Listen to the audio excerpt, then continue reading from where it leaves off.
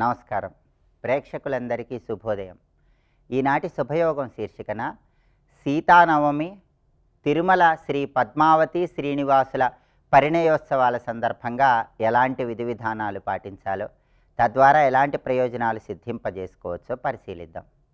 వైశాఖ మాసంలో శుక్లపక్షంలో వచ్చే నవమి తిథిని సీతానవమి అనే పేరుతో పిలుస్తారని, సీతమ్మ వారిని ప్రత్యేకమైన విధి విధానాలతో ఆరాధన చేయాలని ప్రామాణిక గ్రంథాలన్నీ తెలియజేస్తున్నాయి. సీతానవమికి సంబంధించిన పౌరాణిక గాథను మనం పరిశీలించినట్లయితే, మిథిలా నగరంలో కరువు కాటకాలు ఎక్కువగా ఏర్పడిన తరుణంలో మహర్షుల సలహా మేరకు యాగం చేయటానికి జనక మహారాజు పొలం దున్నుతూ ఉన్నటువంటి తరుణంలో నాగలి కింద ఒక పెట్టెలో సీతమ్మ వారు జనక మహారాజుకు దర్శనమిస్తుంది. జనక మహారాజు యాగ నిమిత్తమై పొలం దున్నుతున్న ప్రదేశాన్ని సీత అనే పేరుతో పిలుస్తారు. అందుకే అలా కనిపించినటువంటి అమ్మవారికి సీత అనే పేరు వచ్చిందని పౌరాణిక గ్రంథాలు తెలియజేస్తున్నాయి. జనకుని కుమార్తె కాబట్టి జానకి అనే పేరు వచ్చింది. అలా వైశాఖ మాసంలో శుక్లపక్షంలో నవమి తిథి ఉన్న రోజు, పుష్యమి నక్షత్రం ఉన్న రోజు, మంగళవారం రోజు జనక మహారాజుకు సీతమ్మ వారు కనిపించింది. అందుకే దీన్ని సీతానవమి అనే పేరుతో పిలుస్తారని, సీతమ్మ వారిని ఆరాధన చేయటం ద్వారా సమస్త శుభాలు చేకూరతాయని ప్రామాణిక గ్రంథాలు తెలియజేస్తున్నాయి. అలాగే సీతానవమి వ్రతం అనే పేరుతో దంపతులు ఒక ప్రత్యేకమైన వ్రతం చేస్తే కుటుంబ కలహాలు తగ్గిపోతాయి, దాంపత్య జీవితంలో అనుకూలత ఏర్పడుతుంది. ప్రధానంగా సీతానవమి సందర్భంగా గృహంలో పూజా మందిరంలో పూజాపీఠం మీద రామ పట్టాభిషేకం చిత్రపటాన్ని ఏర్పాటు చేసుకోవాలి. ఆ రామ పట్టాభిషేకం చిత్రపటం దగ్గర దీపారాధన చేసి రకరకాల పుష్పాలు అలంకరించి నువ్వులతో తయారు చేయబడిన పదార్థాలు, అదేవిధంగా బార్లీ గింజలు, రకరకాలైనటువంటి పండ్లు, పొంగలి నైవేద్యంగా సమర్పించాలి. వాటిని ప్రసాదంగా స్వీకరించాలి. అలాగే సీతానవమి సందర్భంగా ఓం శ్రీం సీతాయై నమః అనే మంత్రాన్ని వీలైనన్ని సార్లు పఠించాలి. అలా చేస్తే సీతమ్మ వారి సంపూర్ణమైన అనుగ్రహం కలుగుతుంది. దానితో పాటుగా లక్ష్మణుడు, శ్రీరాముడు, సీతమ్మ వారు వీళ్ళ విగ్రహాలు ఉన్నట్లయితే ఆ విగ్రహాలు కూడా ఏర్పాటు చేసి ఆ విగ్రహాలకు ప్రత్యేకమైన పూజలు నిర్వహించడం ద్వారా కూడా సమస్త శుభాలు చేకూరతాయి. సీతానవమి సందర్భంగా మహిళామణులు పగలంతా ఉపవాసం ఉండటం, రాత్రికి ఎవరికైనా భోజనం పెట్టి ఆ తర్వాత ఆహారాన్ని స్వీకరించడం ద్వారా, ఈ ఉపవాస వ్రతాన్ని ఆచరించడం ద్వారా కుటుంబ కలహాల తీవ్రతను తగ్గింపజేసుకోవచ్చని, దాంపత్యంలో అనుకూలత పెంపొందింపజేసుకోవచ్చని కూడా ప్రామాణిక గ్రంథాలు తెలియజేస్తున్నాయి. అలాగే ఈరోజు తిరుమల శ్రీ పద్మావతి శ్రీనివాసుల పరిణయోత్సవాల సందర్భంగా తిరుమల క్షేత్రంలో ఆ పరిణయోత్సవాలు దర్శనం చేసుకోలేని వాళ్ళు దగ్గరలో ఉన్నటువంటి వెంకటేశ్వర స్వామి ఆలయానికి వెళ్ళి పద్మావతి సమేత వెంకటేశ్వర స్వామి వారిని దర్శనం చేసుకోవటం, ఆలయంలో అర్చన చేయించుకోవటం, ఆలయ ప్రాంగణంలో దీపాన్ని వెలిగించడం ద్వారా పద్మావతి శ్రీనివాసుల సంపూర్ణమైన అనుగ్రహానికి ప్రతి ఒక్కరూ సులభంగా పాత్రులు కావచ్చు. సీతానవమి, తిరుమల క్షేత్రం, పద్మావతి శ్రీనివాసుల పరిణయోత్సవాల సందర్భంగా ఈ విధి విధానాలు పాటించండి, సమస్త శుభాలను సిద్ధింపజేసుకోండి. రేపు వాసవి కన్యకా పరమేశ్వరి జయంతి. ఈ సందర్భంగా ఎలాంటి విధి విధానాలు పాటించాలో, అలాగే వైశాఖ మాసంలో ఎలాంటి దానాలు నిర్వహిస్తే సమస్త శుభాలు చేకూరతాయో రేపటి శుభయోగం శీర్షికన పరిశీలిద్దాం. నమస్కారం.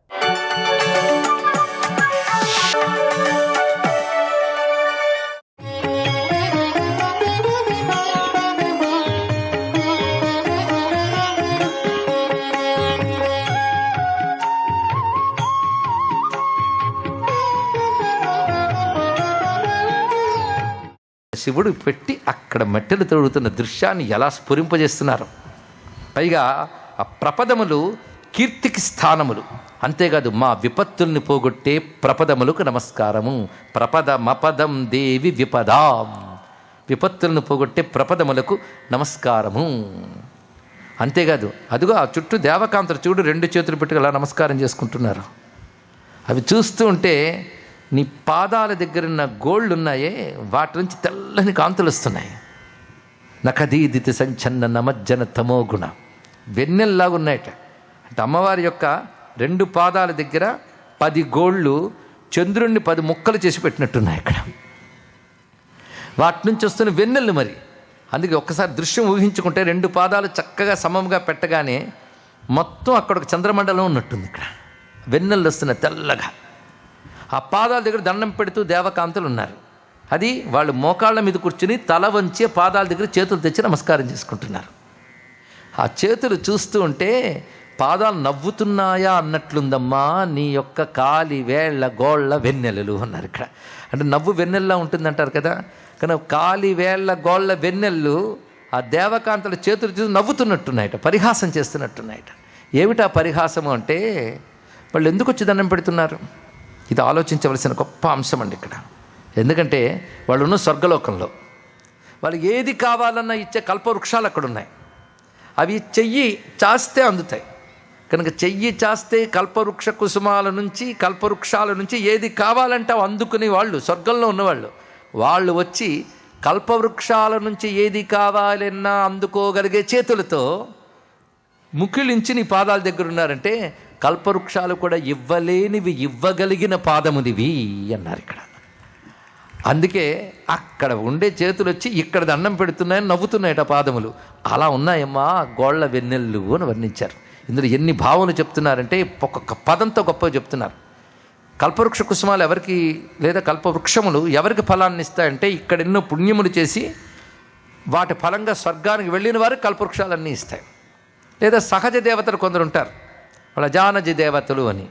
ఇంద్రుడు, శచీదేవి ఇత్యాదులందరూ అజానజ దేవతలు.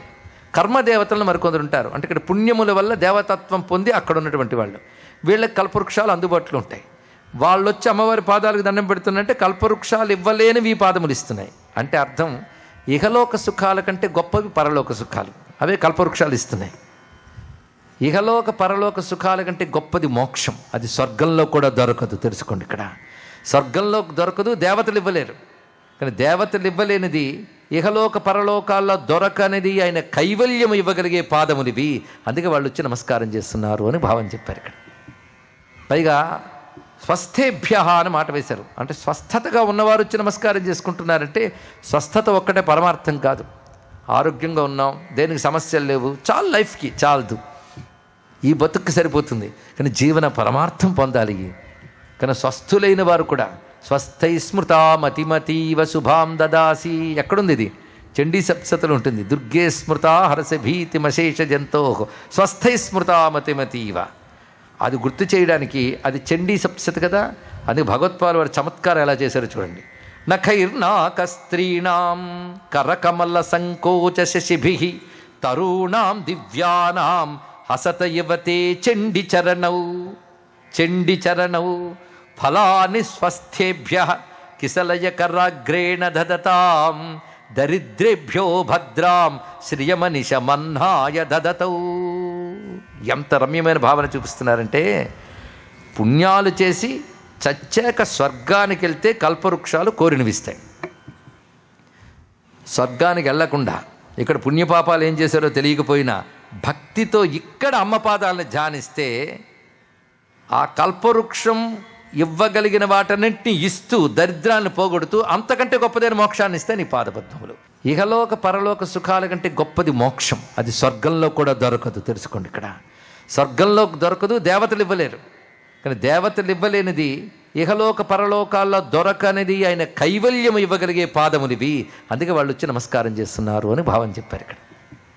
పైగా స్వస్థేభ్య అని మాట వేశారు. అంటే స్వస్థతగా ఉన్నవారు వచ్చి నమస్కారం చేసుకుంటున్నారంటే స్వస్థత ఒక్కటే పరమార్థం కాదు.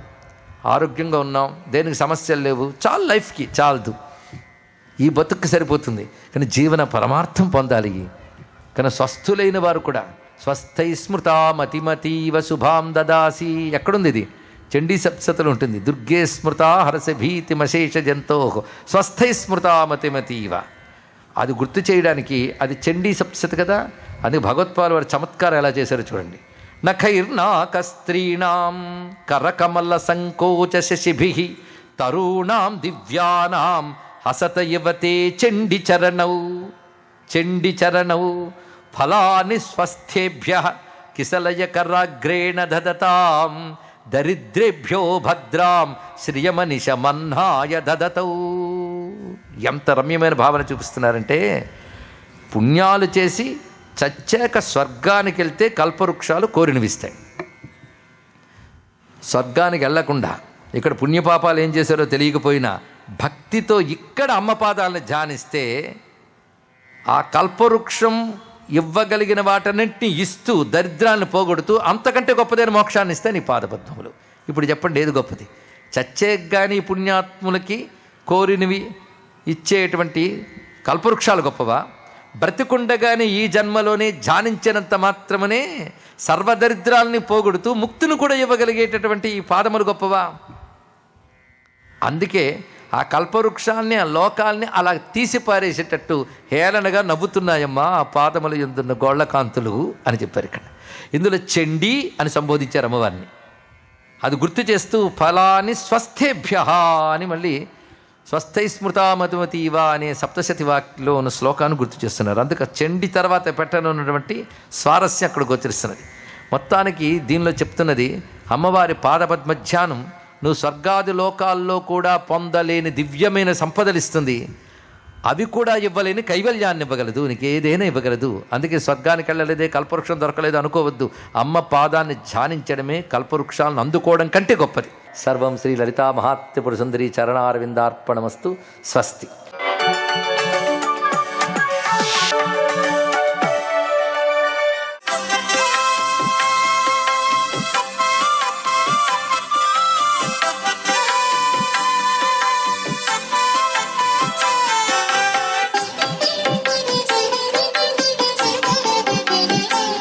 ఓం సవిత్రే నమః.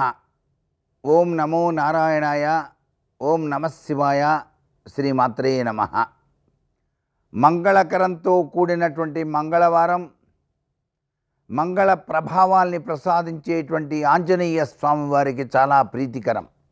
ఆంజనేయ స్వామివారి యొక్క దివ్యవంతమైన స్తోత్రాల్లో మనోజవం మారుతతుల్యవేగం జితేంద్రియం బుద్ధిమతాం వరిష్టం వాతాత్మజం వానరయూధముఖ్యం శ్రీరామదూతం శిరసా నమామి అనుకుంటేనే చాలండి. మనస్సు కన్నా వేగంగా పయనించేటువంటి శక్తి కలిగిన వాడు సాక్షాత్తు రామబంటు అయినటువంటి హనుమంతుల వారు. కాబట్టి ఆయన్ని ఎవరైతే నిత్యం కూడాను అందున మంగళవారం నాడు ఈ శ్లోకంతో ధ్యానం చేస్తారో అప్పుడు నిలకడలేని మనస్సు నిలకడ కలుగుతుంది.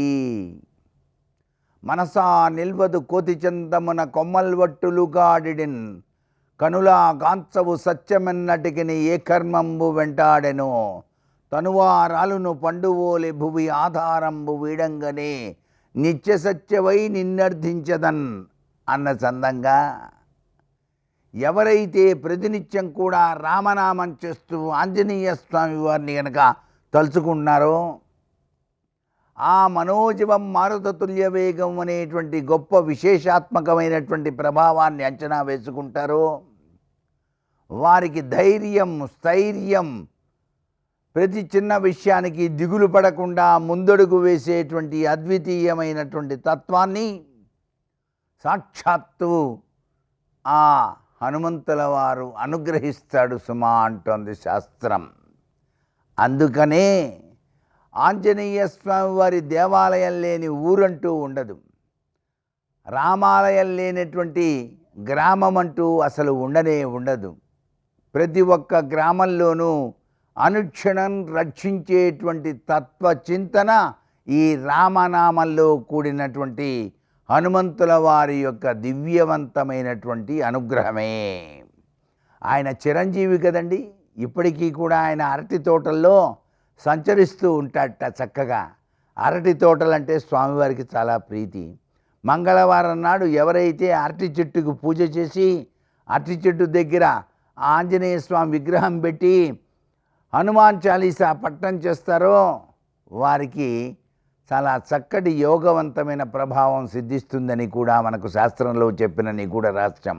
ఇంత గొప్ప విశిష్టవంతమైనటువంటి ప్రభావాల్ని మనం చక్కగా ఆచరిస్తే మన భారతీయ సనాతన సంస్కృతిలో దాగినటువంటి అత్యంత మధురాతి మధురమైనటువంటి పుణ్యప్రదమైనటువంటి విశేషాంశాలు ఎన్నో మరెన్నో మనకు గోచరిస్తున్నాయి కదా. మరి సర్వే జనా సుఖినో భవంతు.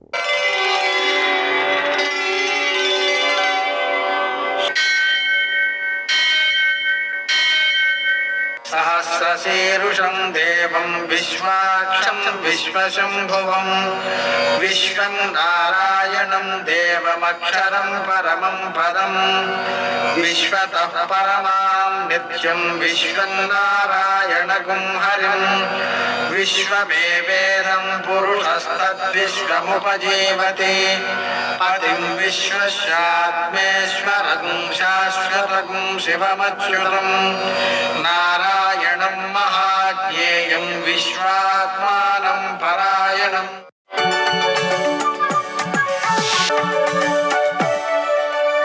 సూర్యశౌర్యమథేందురింద్రపదవీ సన్మంగళం మంగళం. మర్కటేశ మహోత్సాహ సర్వశోక వినాశన శత్రూను సంహర మాం రక్ష శ్రీయందాపయమే ప్రభో. నేటి కాలమాన విశేషాలను గమనిద్దాం. స్వస్తి శ్రీ చాంద్రమాన విశ్వావసునామ సంవత్సరం ఉత్తరాయణం వసంత ఋతువు వైశాఖ మాసం శుక్లపక్షం మంగళవారం. సూర్యోదయం 5:51 సూర్యాస్తమయం 6:34. తిథి నవమి ఉదయం 8:40 వరకు. నక్షత్రం మఘ మధ్యాహ్నం 3:54 వరకు. వర్జం రాత్రి 12:42 నుంచి 2:28 వరకు.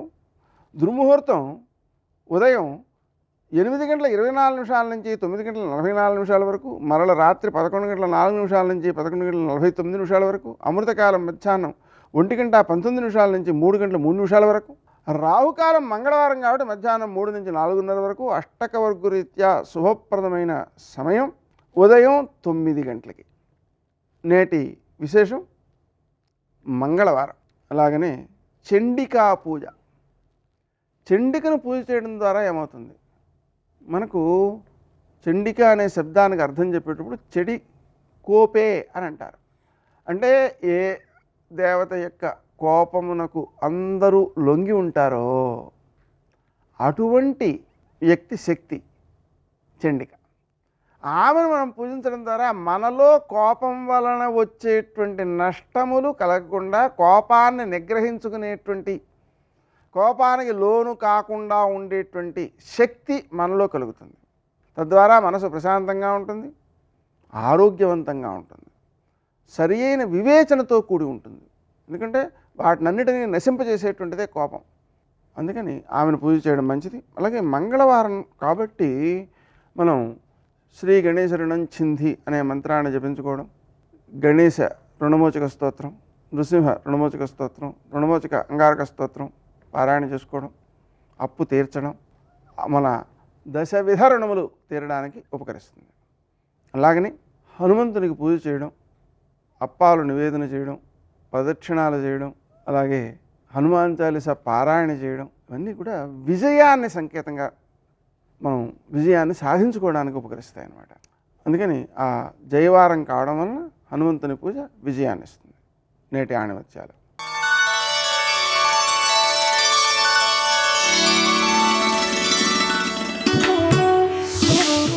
విజేత ఎప్పుడూ విజయాలతో నిర్మింపబడడు, తన విశ్వాసాన్ని నిరంతరం నిలబెట్టుకోవడం ద్వారా తయారవుతాడు.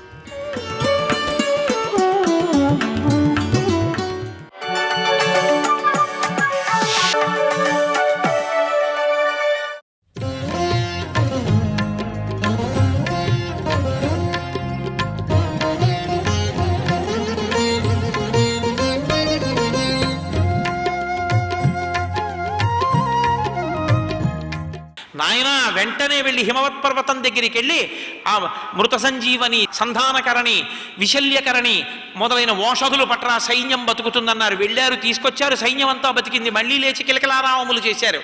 లోపలికెళ్ళి ఇంద్రజిత్ చెప్పాడు, రామ సైన్యం అంతా పడిపోయింది నాన్న అన్నాడు. నగారా మోగించండి రా అన్నాడు. ఒకసారి చూద్దామని గవాక్షంలోకి వచ్చాడు. అందరూ లేచి కాగడాలు పట్టుకుని సంతోషంగా రామనామని చెప్తున్నారు. ఇదేమిరా అందరూ పడిపోయారన్నా, అందరూ లేచారు కదరా, అందరూ బాగున్నారు కదరా అన్నాడు. అంత భయంకరమైన యుద్ధం చేశాడు. ఒకసారి నాగపాశాలతో కట్టేశాడు, ఒకసారి బ్రహ్మాస్త్ర బంధనం చేసేశాడు.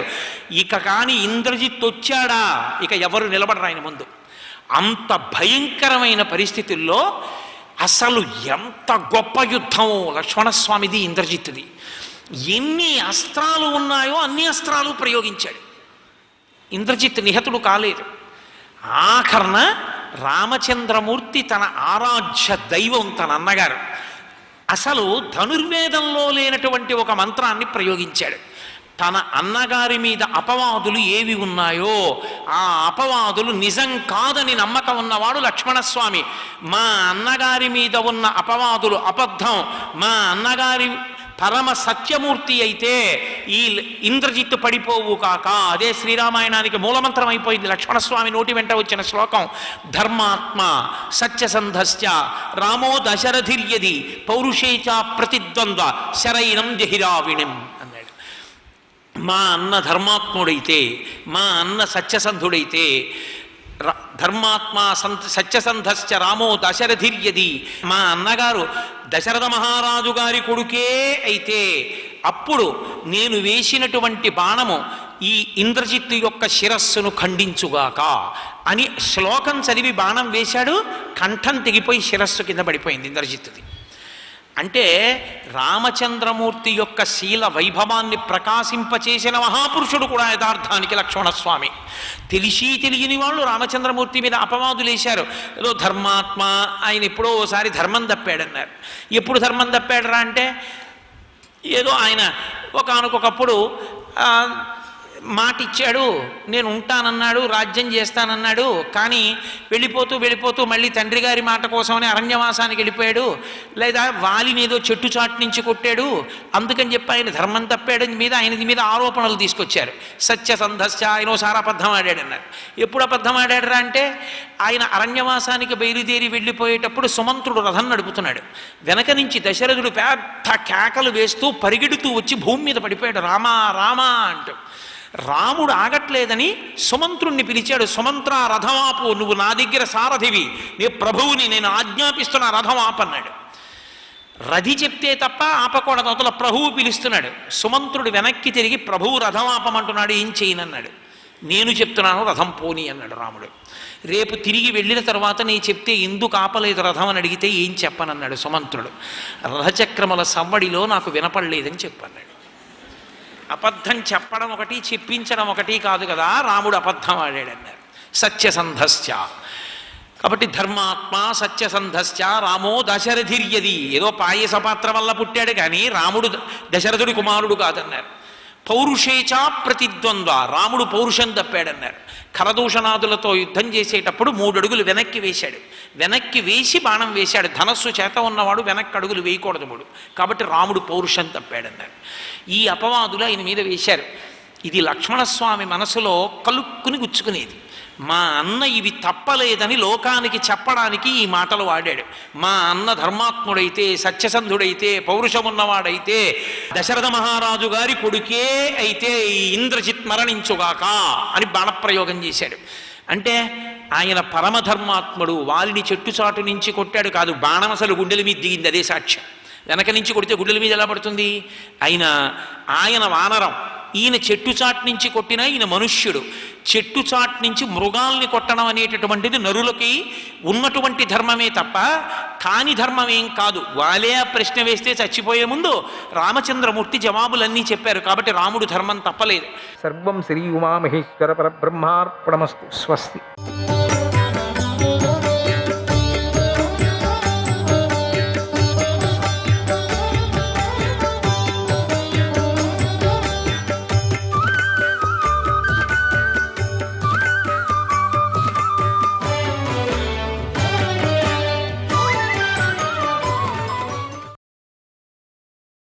భారత యుద్ధం అయిపోయిన తర్వాత ఉపపాండవులు చంపే సమయంలో ఆనాడు నువ్వు చేసిన పనిని యాదవులు ఎప్పుడూ క్షమించరు అని అరిచాడు.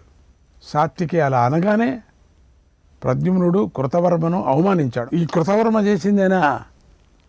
మనలోనే తిరుగుతున్నాడు మన శత్రువు. సాత్వికి మాటనే సమర్థించాడు. సాత్వికిని మెచ్చుకున్నాడు కూడా. దాంతో కృతవర్మకు తీవ్రమైన కోపం వచ్చింది.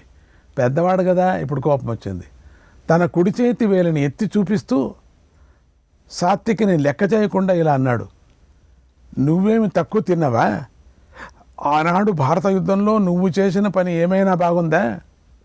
యుద్ధభూమిలో చేతులు తెగి ప్రాయోపవేశం చేసిన భూరిశ్రవుడిని నువ్వు క్రూరంగా చంపేశావు. దాన్ని గుర్తు తెచ్చుకో. మరి నువ్వేమి వీరుడివి అని తీవ్రంగా నిందించాడు. ఆ మాటలు కృష్ణుడు విని తీవ్రంగా కోపించి కృష్ణుడికి కూడా తీక్షణమైన దృష్టితో కృతవర్మ వైపు అడ్డంగా చూశాడు. అప్పుడు సాత్యకి కృష్ణుడికి సత్రాజిత్తు యొక్క శమంతకమణి కథను చెప్పాడు. ఆ సమయంలో కృతవర్మయే మణి కోసం ఆశపడి సత్రాజిత్తును చంపేశాడు అని కృష్ణుడికి గుర్తు చేశాడు. అప్పుడు సత్యభామాదేవి కృష్ణుడి ప్రక్కనే ఉంది కదా, కృతవర్మే హంతకుడు అనే మాటను ఆమె విని ఎంతో కోపించింది. ఎప్పుడో జరిగింది, ఇప్పుడు ప్రారంభం. కృష్ణుడికి కోపాన్ని పెంచింది. పెద్దగా ఏడుస్తూ కృష్ణుని ఒడిలో పడిపోయింది. దాంతో సాత్విక ఎంత కోపించాడు. పైకి లేచి ఇలా అన్నాడు, నేను ఇప్పుడు శపథం చేస్తున్నాను, అందరూ వినండి. ద్రౌపది కొడుకులు 5, దృష్టద్యుమ్నుడు, శిఖండి, మరణానికి కారణమైన ఈ కృతవర్మ మీద బదులు తీర్చుకుంటున్నాను. ఇది సత్యం. ఈ కృతవర్మ అశ్వత్థామ సహాయంతో పాపిష్టి పనిచేశాడు కనుక ఈతడి ఆయస్సు ఈ రోజుతోనే ముగిసిపోతుంది, ఇతడి కీర్తి నశించిపోతుంది అని సాత్యకి కోపించి కృష్ణుడు చూస్తూ ఉండగానే కృతవర్మపైకి దూకేశాడు. వేగంగా కత్తి తీసి కృతవర్మ తల నరికేశాడు. శ్రీమద్రమారణ గోయింద గోయింద. అప్పుడు చుట్టూ ఉన్నటువంటి ఇతరులను కూడా సాత్యకు చంపేస్తూ ఉంటే అతన్ని నివారించాలని కృష్ణుడు ముందుకు దూకాడు. అక్కడుండే వాళ్ళందరినీ చంపేస్తున్నాడు. అప్పుడు కాల వైపరీత్యంతో భోజులు, అంధకులు మొదలైన యాదవులందరూ ఒకటైపోయారు. సాత్యకిని చుట్టుముట్టేశారు. అప్పుడు కృష్ణుడు సాత్యకి మీదకు దూకుతున్నటువంటి వారినంతా చూసి కూడా వారిని నివారించలేదు, ఊరికే ఉండిపోయాడు. ఎందుకంటే ఆయనకు కాల ప్రభావం తెలుసు కనుక ఆయన వారిపై కోపించలేదు కూడా.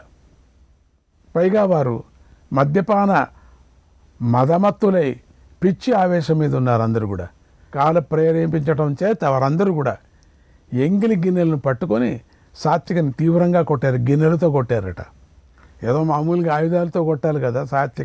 సాత్యకి ఎటువంటి వాడు, ఏమి కథ, ఎంత పెద్ద వీరుడు. అప్పుడు ప్రద్యుమ్నుడు కోపించి ముందుకు దూకాడు. ఎందుకంటే వాళ్ళంతా పెద్ద కావాలి కదా, వీళ్ళంతా సాత్వికని విడిపించాలని భోజవంశీయులతో యుద్ధం చేశాడు.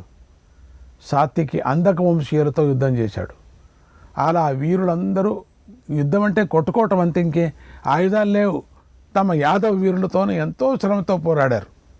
కానీ భోజ అంధక వంశీయులు ఎక్కువగా ఉండటం వల్ల కృష్ణుడు కంటితో చూస్తూ ఉండగానే యాదవుల చేతిలో సాత్వికి ప్రద్యుమ్నుడు చనిపోయారు. ఎందుకంటే వాళ్ళంతా ఎక్కువ ఉన్నారు, పోయారు. అందుకు కృష్ణుడు కోపించాడు. పిడికిలితో అక్కడే ఉన్నటువంటి ఎరకాలను, అది ఒక రకమైన గడ్డి, ఇష్టం వచ్చింది చేతికి దొరికింది, ఆ గడ్డిని పట్టుకున్నాడు. దాన్ని పట్టుకున్నాడు. అది వజ్రంతో సమానమైనది, లోహమయమైనది. ఆ గడ్డి సాంబుడు పొట్టలో పుట్టిన ఆ ముసలాన్ని పొడి చేసి సముద్రంలో కలపగా ఆ పొడి తీరానికి చేరి ఎరకాలనేటువంటి గడ్డిగా మొలిచిందట. అది పోలేదు చూడండి. ఆ ముసలం అది బాగా నూరి వేశారు కదా సముద్రంలో, అది నురుగులాగా వచ్చేసి అక్కడ దర్భలాగా అంటే గడ్డిలాగా మొలిచి అదే వజ్రంలాగా తయారైపోయిందట గడ్డి. ఎవరు పీకితే అంతే, అది వజ్రంతో సమానమైందిగా మారింది. దాంతో శ్రీకృష్ణుడు తన మీదకు వచ్చిన వారందరినీ కొట్టాడు. ఇంకేం చేస్తా, రక్షించుకున్నాడు. ఆ తర్వాత అంధక, భోజ, శిని, వృష్టి వంశీయులందరూ రోకళ్లతో ఒకరినొకరు కొట్టుకున్నారు. రోకళ్ళు కూడా తీసుకొచ్చారు, గడ్డి పీక్కున్నారు. గడ్డి రోకళ్ళిగా మారిపోయిందంతా. ఎవరి చేత్తో ఒక గడ్డి పూస ఉంటే అది రోకలి అయిపోతుంది. ఇక టక్క టక్క టక్క టక్క కోపంతో అందరి చేతిలో ఒక గడ్డి పూచ ఉంది కదా, ఆ గడ్డి పూచ అది రోకలిగా మారిపోయింది. అది ఇనుప రోకలిగా. ఎవడు ఆ గడ్డి పరకను చేతిలో పట్టుకున్నా అది వజ్రంతో సమానంగా కనిపించింది. ఆ గడ్డి కూడా రోకలిగా మారిపోతూ అక్కడంతా కనిపించేసింది. అదంతా విప్రశాపం వల్ల జరిగింది. అందుకే మహాత్ములను అవమానం చేయకూడదు. ఆ గడ్డిని మీద వేస్తే అది భేదించటానికి వీలు లేని వాటిని కూడా బద్దలు చేస్తుంది. ఒక్కపారి తగిలితే చాలు, చచ్చిపోవటమే పని. ఇంకా ఆ భయంకరమైన యుద్ధంలో కొడుకు తండ్రిని చంపాడు, తండ్రిని కొడుకు చంపాడు, తల్లిని కూతురు చంపింది, కూతురు తల్లిని చంపింది, తండ్రి కొడుకును చంపాడు. మిడతలాగ్నిలో పడినట్లు ఆ వంశీయులు ఇద్దరు ఒకరితో ఒకరు పోరాడారు. దెబ్బతింటున్నా కూడా ఎవరికి అక్కడి నుంచి పారిపోదామని అనిపించలేదు. కృష్ణుడు మాత్రం కాల వైపరీత్యాన్ని చూస్తూ రోకల్ని ఎత్తిపట్టుకొని అలాగా నిలబడ్డాడు. తన కుమారులైన సాంబుడు, చారుదేష్ణుడు, ప్రద్యుమ్నుడు, అనిరుద్ధుడు మరణించడం చూసి కృష్ణుడు ఎంతో కోపించాడు. మరణించిన గదుడిని కూడా చూసి కృష్ణుడు ముసలాన్ని పట్టుకొని విజృంభించాడు. ఎవరు రాని ఎవరైతే మిగిలారో వారిని వధించి ద్వారకలో శేషం లేకుండా చేశాడు. అప్పుడు బభ్రుడు, దారకుడు కృష్ణుడితో ఇలా అన్నారు, ఓ భగవంతుడా, ఒక్క ప్రాణి లేదు. ఈ యుద్ధంలో నువ్వే ఎక్కువ మందిని చంపేశావు. ఇదేంటి ఇంత చంపావు? ఇప్పుడు బలరాముడు ఎక్కడున్నాడో వెతుకుతూ వెళతాం అన్నారు. శ్రీకృష్ణాయ పరమాత్మనే నమః 4వ అధ్యాయం. వైశంపాయనుడు ఇలా చెప్తున్నాడు, మహారాజా, ఆ తర్వాత దారకుడు, కృష్ణుడు, బభ్రువు బలరాముడి అడుగుజాడలను చూస్తూ నడిచారు. కొద్దిసేపటి తర్వాత బలరాముడు ఒక చెట్టు కింద ఒంటరిగా ఆలోచిస్తూ వారికి కనిపించాడు. అప్పుడు కృష్ణుడు దారకుడితో ఇలా అన్నాడు, ఓ దారుక, నువ్వు కురు దేశానికి వెళ్ళి ఈ యదు వంశం నాశనమైపోయిందని కథంతా అర్జునుడికి చెప్పు. విప్రశాపం వల్ల యాదవులు చనిపోయారని విని అర్జునుడు వెంటనే వేగంగా ఇక్కడికి వచ్చేలాగా చెయ్యి అన్నాడు. మనకుండేది అయిన బంధువు ఒకడే, అర్జునుడికి చెప్పు. అప్పుడు దారకుడు వెంటనే కదిలి ఆ రథమెక్కి కురుదేశానికి బయలుదేరాడు. తర్వాత కృష్ణుడు తన పక్కనే ఉన్నటువంటి బభ్రువును చూసి ఇలా అన్నాడు, నాయనా, నువ్వు వెంటనే వెళ్ళి నగరంలోని స్త్రీలను రక్షించు, లేకపోతే దొంగలు డబ్బు మీద ఆశతో వారిని చంపేస్తారన్నాడు. అప్పుడు బభ్రువు దాయాదుల మరణంతో ఎంతో బాధపడుతూ కృష్ణుడి దగ్గర విశ్రాంతి తీసుకుంటున్నాడు. అంతలోనే కృష్ణుడు బభ్రువును బయలుదేరమని ఆజ్ఞాపించాడు. బభ్రువు కృష్ణుడి ఆజ్ఞ పాటించాలని కదలి 2 అడుగులు వేశాడో లేదో ముసలం ఒక బోయవాడి బాణంతో పాటుగా వచ్చి బభ్రువును చంపేసింది. తర్వాత కృష్ణుడు బలరాముడిని చూసి ఇలా అన్నాడు, అన్నా బలరామ, నేను స్త్రీలను జ్ఞాతులకు అప్పగించి వస్తాను. అప్పటిదాకా నువ్వు ఇక్కడే నా కోసం వేచి చూస్తూ ఉండు అని ద్వారకకు వెళ్ళాడు. అక్కడ తండ్రితో ఇలా అన్నాడు, తండ్రి, అర్జునుడు కోసం ఎదురు చూస్తూ ఉండు. ఆయన వచ్చేదాకా నువ్వు మన స్త్రీలను రక్షించు. బలరాముడు అడవిలో నాక ఎదురు చూస్తూ ఉన్నాడు. ఇప్పుడు నేను వెళ్ళి ఆయనను కలుస్తాను. గతంలో నేను ఎంతోమంది రాజుల మరణాన్ని చూశాను. ఇప్పుడు యాదవుల వినాశనాన్ని చూశాను. కనుక నేను ఇప్పుడు యదువంశీయులు లేని ఈ యాదవపురిని చూడలేకపోతున్నాను. నా మాట విను, నా మనస్సును గ్రహించు. బలరాముడితో కలిసి నేను అడవికి వెళ్ళి తపస్సు చేస్తాను అని కృష్ణుడు తండ్రి పాదాలకు శిరస్సు వంచి నమస్కారం చేశాడు. తర్వాత వేగంగా అక్కడి నుంచి వెళ్ళిపోయాడు.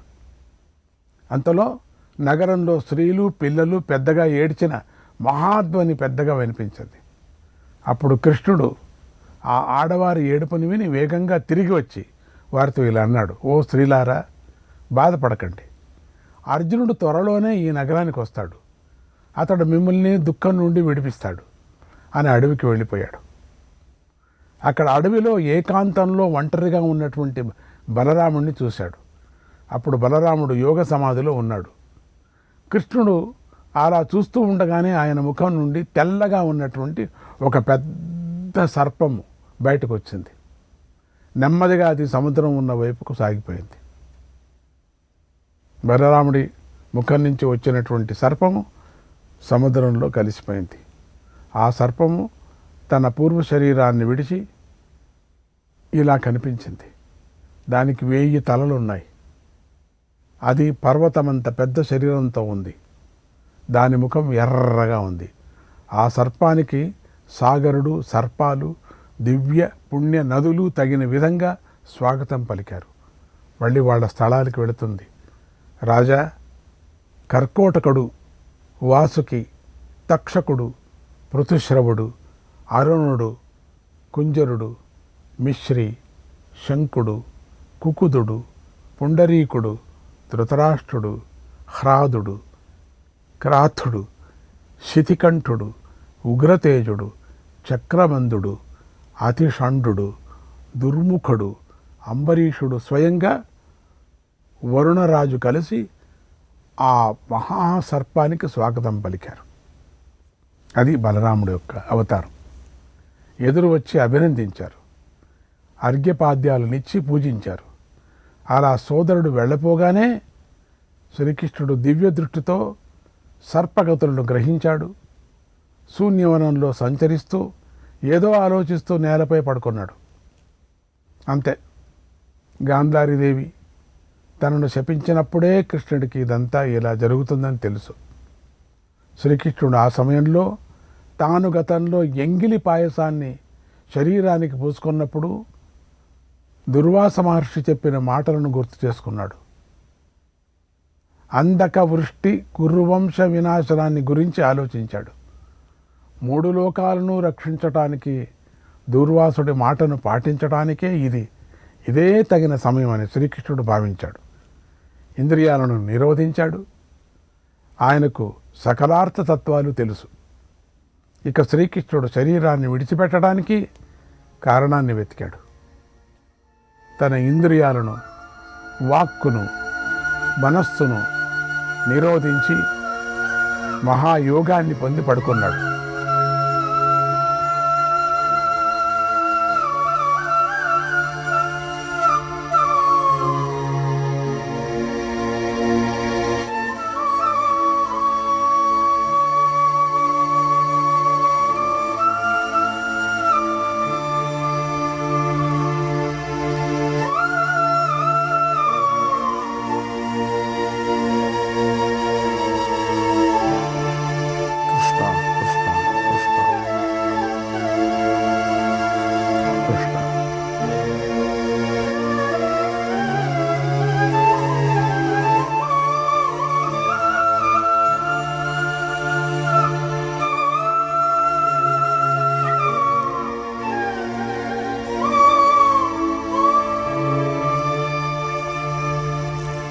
ఆ సమయంలో అక్కడికి మృగాలను వేటాడాలని జర అనే పేరు గల బోయివాడు వచ్చాడు. అతడు అతి భీకరంగా ఉన్నాడు. అతడు యోగ నిద్రలో పడుకొని ఉన్నటువంటి కృష్ణుని చూసి పాపం మృగం అనుకున్నాడు. అతడు అప్పుడు ఎందుకంటే శరీరం కనపడటం లేదు, పాదాలు మాత్రమే కనపడుతున్నాయి. అతడప్పుడు జంతువులు కావాలనే తీవ్రమైన కోరికతో ఉన్నాడు. ఎక్కడా ఒక జంతువు దొరకలేదు ఆ రోజు ఆ జర అనేవాడికి. అందుచేత ఆ కృష్ణుడిని మృగం అనుకొని తొందరపడ్డాడు. ఒక బాణాన్ని ప్రయోగించి అరికాలిపై కొట్టాడు. ఇక ఆ మృగాన్ని పట్టుకొని తీసుకువెళ్ళాలని దగ్గరకు వెళ్ళాడు. కానీ అది మృగం కాదు, అక్కడ శ్రీకృష్ణుడు ఉన్నాడు. ఆయన అనేక బాహులతో ఉన్నాడు. పీతాంబరుడై యోగ సమాధిలో ఉన్నాడు. ఆ శ్రీకృష్ణుడిని బోయివాడు చూశాడు. తాను తప్పు చేశానని మనస్సులో భావించాడు. వెంటనే ఆయన పాదాల మీద పడి క్షమించమని కోరాడు. అప్పుడు శ్రీకృష్ణుడు తన శోభతో భూమి ఆకాశం అంతటా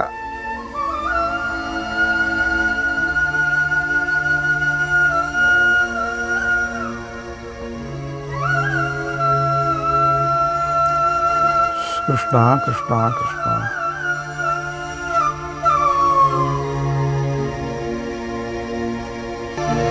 కృష్ణ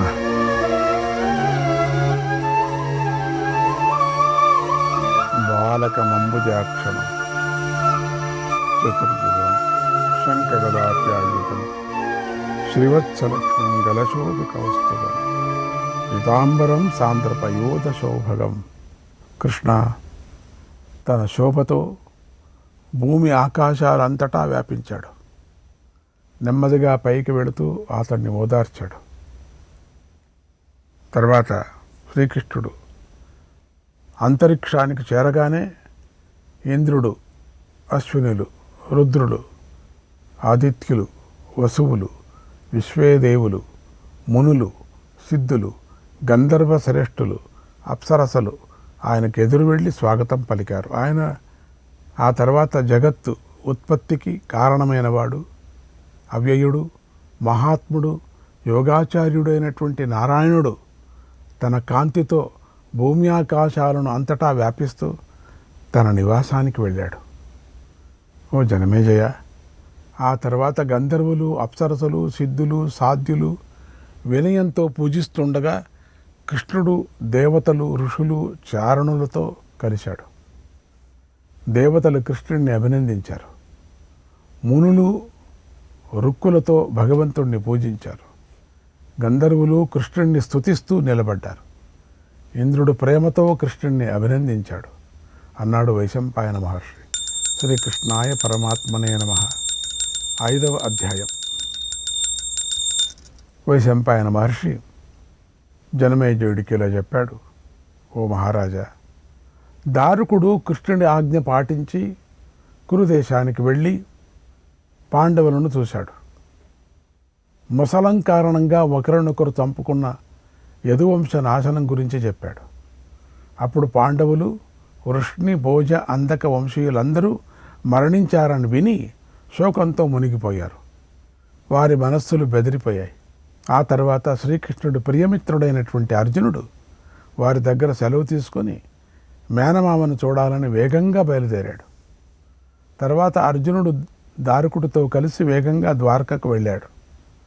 అప్పుడు ఆ ద్వారకా నగరం అనాథ స్త్రీలాగా ఉంది. అర్జునుడు దాన్ని చూసి బాధపడ్డాడు. అంతకుముందు లోకనాథుడైన శ్రీకృష్ణుడి రక్షణలో ఉన్న ఆయన 16,000 మంది భార్యలు ఇప్పుడు అనాథలై ఉన్నారు. అందరూ వీళ్ళంతా గోసాయిలు. అందుకు తెలుస్తుంది అర్జునుడు తమ దగ్గరకు రావటాన్ని చూసి వారు పెద్దగా ఆర్తనాదాలు చేశారు. వారిని చూడగానే అర్జునుడు పెద్దగా ఏడ్చాడు. పైగా వారు పుత్రులను కూడా కోల్పోయారు. అందువల్ల అర్జునుడు వారిని సరిగ్గా చూడలేకపోయాడు. ఆ ద్వారకా నగరం శిశిరంలోని తామర పువ్వులాగా ఉంది. అర్జునుడు ఆ ద్వారకను, ఆ కృష్ణుని యొక్క కాంతలను చూసి ఏడుస్తూ కన్నీరు కారుస్తూ నేల మీద పడిపోయాడు.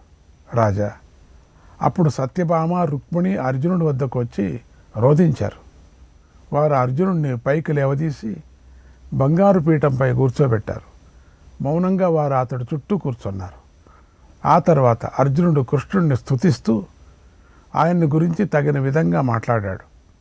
ఆ స్త్రీలను ఓదార్చి మేనమామైనటువంటి వసుదేవుణ్ణి చూడటానికి వెళ్ళాడు అన్నాడు వైశంపాయనుడు. శ్రీకృష్ణాయ పరమాత్మనే నమః. 6వ అధ్యాయం. వైశంపాయనుడు ఇలా చెప్తున్నాడు. మహారాజా, వసుదేవుడు పుత్రశోకంతో తపిస్తూ పడుకొని ఉన్నాడు. ఆయనను అర్జునుడు చూశాడు. అప్పుడు వసుదేవుడు అర్జునుడిని చూసి ఎంతో దుఃఖించాడు. అర్జునుడు ఏడుస్తూ వసుదేవుడి పాదాలను పట్టుకున్నాడు. శ్రీకృష్ణాయ పరమాత్మనే నమః.